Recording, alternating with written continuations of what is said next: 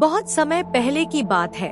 एक वीर सैनिक जंगल में एक रहस्यमय गुफा की ओर बढ़ रहा था। वह गुफा उसकी उम्मीदों से कहीं ज्यादा रहस्यमय और डरावनी थी। कहते थे कि उस गुफा में एक राक्षस और उसकी सुंदर बेटी रहती थी।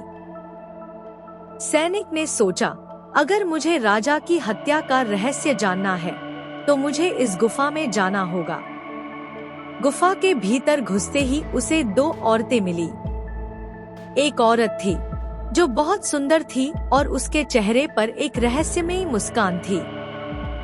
दूसरी औरत उसकी तुलना में बिल्कुल अलग थी। वह आग की तरह जलती हुई नजर आती थी और उसकी आंखों में एक अजीब सी ताकत थी। दोनों औरतें सैनिक को अपनी ओर खींच रही थी। पहली औरत उसे अपनी सुंदरता से मोहित करने लगी, जबकि दूसरी औरत उसकी ताकत और शक्ति से उसे डराने लगी। सैनिक की स्थिति बहुत कठिन हो गई थी। वह नहीं समझ पा रहा था कि कौन सी औरत के साथ जाए और किसकी बात माने। आखिरकार सैनिक ने खुद से एक सवाल पूछा, क्या मैं अपनी ताकत या सुंदरता के मोह में फंसकर अपनी जिंदगी को खतरे में डाल सकता हूँ?